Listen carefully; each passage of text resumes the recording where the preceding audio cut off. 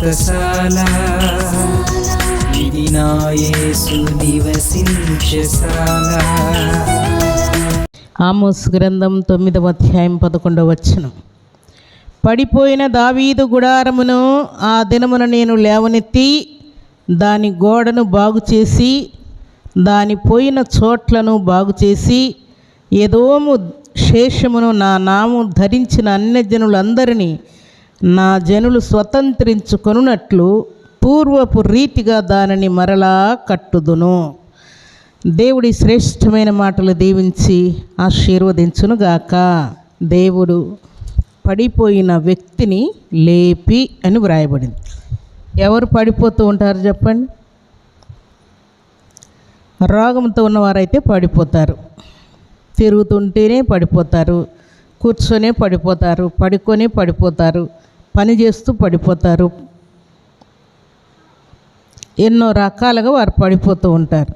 అయితే దేవుడు అంటూ ఉన్నాడు ఇక్కడ, పడిపోయిన వ్యక్తిని లేపి, పడిపోయినటువంటి గుడారాలను లేపి దేవుడు ఏం చేస్తాడంట? తిరిగి కడతానని. ఎవరి గుడారం పడిపోయింది అంటున్నాడు ఇక్కడ మనం చదువుకున్న మాటలో? దావీదు గుడారమును నేను తిరిగి మరలా లేవనెత్తుతాను.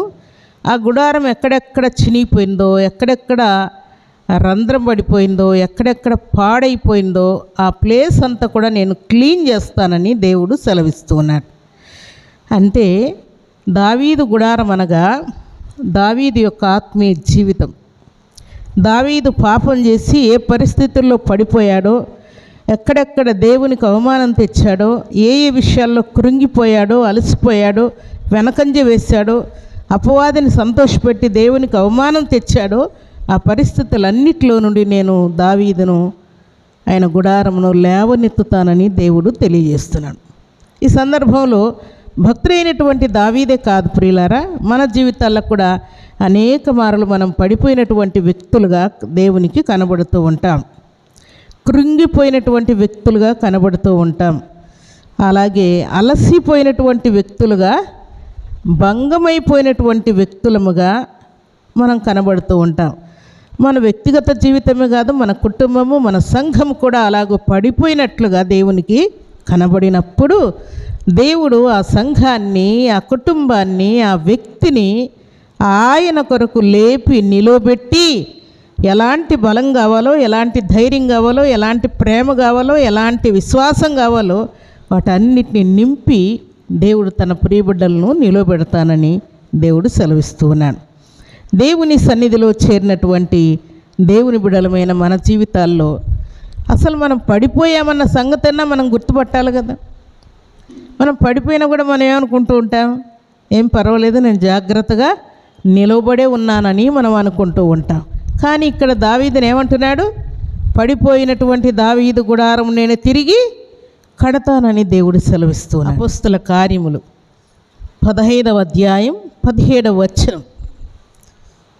పడిపోయిన దావీదు గుడారమును తిరిగి కట్టెదను, దాని పాడైన వాటిని తిరిగి కట్టి దాన్ని నిలబెట్టెదనని అనాది కాలం నుండి ఈ సంగతులను తెలియపరిచిన ప్రభువు సెలవిస్తూ ఉన్నాడు. దావీదు గుడారమును కడతాను, లేపుతాను, కడతాను, లేపుతానని సెలవిస్తున్నటువంటి దేవుడు దేవుని సన్నిధిలో చేరినటువంటి మన జీవితాలను కూడా తిరిగి కడతాను. వ్యక్తిగత జీవితాన్ని, కుటుంబ జీవితాన్ని, సంఘ జీవితాన్ని కట్టి నేనేంటో రుజువు చేస్తానని దేవుడు మాట్లాడుతూ ఉన్నాడు. దేవుని సన్నిధిలో చేరినటువంటి దేవుని బిడ్డలమైన మనం పడిపోయినప్పుడు మనకు జరిగేటువంటి కార్యాలు ఏంటంటే అవమానాన్ని అనుభవిస్తూ ఉంటాం. ఏదైనా మనకు శోధన వచ్చినప్పుడు చాలా అవమానాన్ని అనుభవిస్తూ ఉంటాం. తర్వాత దరిద్రత అనుభవిస్తూ ఉంటాం. రోగాలన్నీ మనల్ని చుట్టుకొని ఉన్నట్టుగా కనబడుతూ ఉంటాయి. అలాగే ఇక ఈ స్థితిలో నుండి, ఈ రోగంలో నుండి, ఈ అవమానంలో నుండి, ఈ దరిద్రతలో నుండి ఇంకా లేచే పరిస్థితి కూడా నాకు లేదన్నట్టుగా మనం ఫీల్ అవుతూ ఉంటాం. కానీ అలాంటి పరిస్థితుల్లో నుండే దేవుడు మనల్ని లేపి నిలువబెట్టి స్థిరపరచి బలపరచటానికి దేవుడు సిద్ధముగా ఉన్నానని తెలియజేస్తున్నాడు. భక్తుడైన యోబునకు రెండంతల ఆశీర్వాదము కలిగినట్లు శ్రమ తీరిన తర్వాత భక్తుడైనటువంటి దానియేలుకు గొప్ప సింహాసనము దొరికినట్లు భక్తుడైనటువంటి యోసేపు చెరసాల్లో నుండి బయటికి వచ్చిన తర్వాత ఐగుప్తు దేశాన్ని ఏలే అధికారాన్ని పొందుకున్నట్లుగా శ్రమల తర్వాత గొప్ప సింహాసనము దేవుడు మీ కొరకు సిద్ధపరిచి ఉంచాడు. కీడు అయిపోయిన తర్వాత మేలు మీకోసం కాచుకొని ఉన్నది. నష్టమైపోయిన తర్వాత గొప్ప లాభం మీకోసం దేవుడు సిద్ధముగా ఉంచాడు. నింద వచ్చిన తర్వాత, కరువు వచ్చిన తర్వాత, కేసులు మన మీదకి వచ్చిన తర్వాత, తీరని సమస్యలు మన మీదకి వచ్చిన తర్వాత మనకు కూడా దేవుడు ఏదో గొప్ప ఆశీర్వాదాన్ని దాచి ఉంచాడన్న సంగతిని మనం జ్ఞాపకం తెచ్చుకొని విశ్వాసముతో ధైర్యంగా ముందుకు వెళ్ళాలి. మీరు పొంది ఉన్నామని నమ్మితే అవిశ్వాసం మీలో నుండి పారిపోతుంది.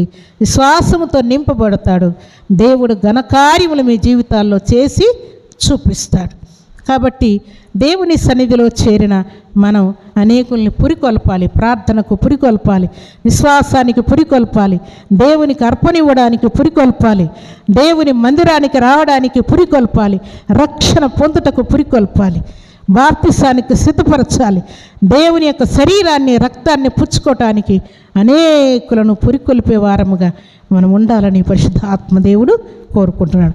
అవిధేయులందరినీ దేవుని వైపు మళ్ళించి విధేయులుగా మార్చేటువంటి సాధనముగా పనిచేసినటువంటి భక్తులైన యోహాను వలె మనం కూడా పనిచేయాలని, అలాగ మనం కట్టబడుతూ అనేకులు కట్టబడే లిస్టులో చేర్చే వారముగా మనం ఉండాలని దేవుడు కోరుకుంటూ ఉన్నాడు.